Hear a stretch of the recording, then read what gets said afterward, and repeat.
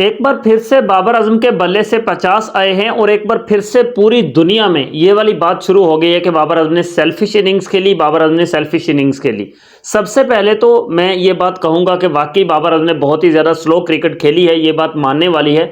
अगर हम ये कहें कि नहीं नहीं बाबर ने बहुत अच्छी क्रिकेट खेली है, बहुत अच्छा खेला, उसने बड़े इंटेंट के साथ खेला, तो ये कहना बिल्कुल गलत होगा क्योंकि हम हकाइक पर भी बात करने वाले हैं। लेकिन बाबर आजम के ये 64 रन जो बाबर आजम ने 90 गेंदों पर बनाए, जिसमें 71 की स्ट्राइक रेट बाबर आजम ने मेंटेन रखी, तो इसमें क्या सिर्फ बाबर आजम का ही कसूर है या पूरी टीम मैनेजमेंट का कसूर है कि जिसने बाबर आजम को इतना मजबूर कर दिया था, इस हालत में पहुंच गई थी पाकिस्तान की टीम कि बाबर आजम को इस रफ्तार के साथ क्रिकेट खेलनी पड़ी। उसी पर हम डिटेल के साथ बात करेंगे। अगर आप लोग पहली बार मेरे चैनल पर आए हैं तो आपसे रिक्वेस्ट है कि भाई वीडियो को लाइक और चैनल को सब्सक्राइब आप तमाम दोस्त जो हैं वो लाजमी से कर दीजिए। सबसे पहले 321 रन का टारगेट चेज करते हुए बिल्कुल ऐसी बैटिंग जो है वो पसंद नहीं है, बिल्कुल ऐसी बैटिंग नहीं चलती कि आप 320 321 का टारगेट चेज कर रहे हो और 71 की स्ट्राइक रेट के साथ आप 64 करो। ये बात, ये चीज़, ये स्कोर बिल्कुल भी काबिल कबूल नहीं है। एटलीस्ट यहाँ पर अगर 90 गेंदें खेली थी तो 90 गेंदों पर 100 रन जो हैं वो होना चाहिए थे।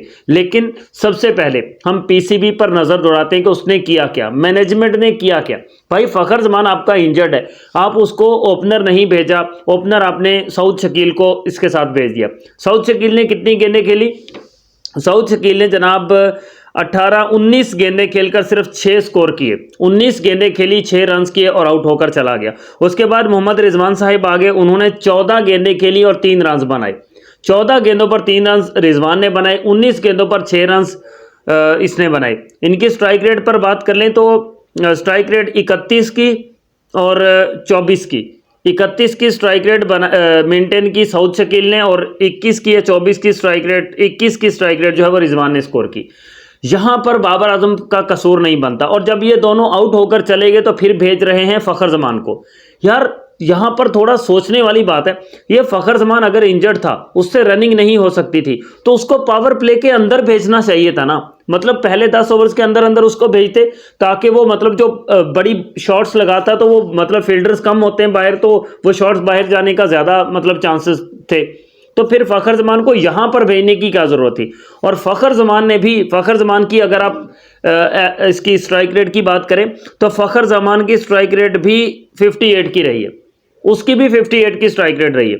यार जहां पर आपके फ़खर जमान की 58 की स्ट्राइक रेट, जहां पर रिजवान की 21 की, जहां पर सऊद शकील की 31 की, तो फिर बाबर आजम की तो 71 की हुई है, 71 की हुई है।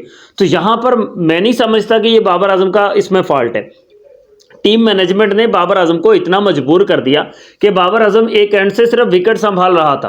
और जब फ़खर जमान की और इसकी पार्टनरशिप लगी, ये पार्टनरशिप्स भी आप स्क्रीन पर देख लो, जब इनकी पार्टनरशिप्स लगी ना, तो उस पार्टनरशिप के अंदर भी देख लो कि जहां पर मतलब दो निकलते थे वहां पर सिर्फ एक ही पर गुजारा हो रहा था, और जहां पर एक निकलता था वहां पर सिंगल भी नहीं निकाल रहे थे। उसमें भी बाबर आजम का कसूर तो नहीं था। वो जहां पर ये फ़खर जमान इंजर्ड था तो वहां पर फिर बाबर आजम पर अल्ट्रा प्रेशर हो रहा था, वहां पर इजीली बाबर आजम जहां से सिंगल्स लेकर काम चला रहा था, क्योंकि आपको पता है मिडिल ओवर्स के अंदर हमेशा बाबर आजम जो है वो सिंगल डबल पर इक्तफा करता है, वो सिंगल डबल वो करता रहता है, और वो सिंगल डबल से इतना काम चला लेता है कि प्रेशर आने नहीं देता पाकिस्तान की टीम पर। लेकिन अब यहां पर ये देखो कि डॉट बॉल की परसेंटेज कितनी पाकिस्तान की क्रिकेट टीम की। सिर्फ बाबर आजम की कैलकुलेशन मत करो, पूरे प्लेयर्स की कैलकुलेशन करो कि टोटल कितनी डॉट बॉल्स खेली। बाबर आजम ने तो मतलब 15 ओवर्स खेल लिए, 90 गेंदें बाबर ने खेली और 90 गेंदों पर वो 64 करके चला गया। लेकिन पाकिस्तान के टोटल रन्स कितने, टोटल कितने ओवर्स में कितने रन्स थे? 30 ओवर्स जब फिनिश हुए, 30 ओवर्स, तो हमारे 124 रन थे स्कोर बोर्ड पर। 30 ओवर्स के बाद 124 या 126, तो स्कोर पाकिस्तान ने इतनी स्लो रफ्तार के साथ बनाए कि फिर बाद में एंड पर आकर हमें 20 ओवर्स में को 200 से भी ऊपर के रन चाहिए थे। तो इस तरह से 321 का टारगेट चेज नहीं होता। बाबर आजम के 64 किसी खाते में नहीं आए, पाकिस्तान की जीत की सूरत में नहीं आए।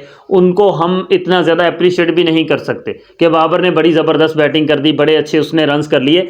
लेकिन बाबर आजम के जो मतलब जो कराची का स्टेडियम था ना, मैच शुरू होने से पहले तो वो स्टेडियम इतना ज़्यादा, मतलब मैच शुरू हुआ, न्यूजीलैंड की बैटिंग थी तो इतना ज़्यादा स्टेडियम में रश ही नहीं था। लेकिन बाद में जब रश हुआ तो फिर बाबर आजम के आउट हो जाने के बाद जो सारे का सारा रश जो है ना वो ख़त्म होता हुआ भी दिखाई दिया। मतलब वो बाबर को देखने के लिए आए हुए थे।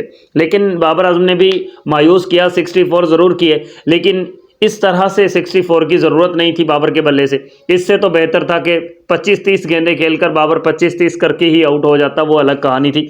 क्योंकि जिन्होंने 19-19 गेंदें खेली, जिन्होंने 41-41 गेंदें खेली, 20-20 किए, 18-18 किए, 6 किए, 4 किए, उनको कोई क्रिटिसाइज़ नहीं करेगा। क्रिटिसिज्म एक बार फिर से बाबर आजम पर ही होगा।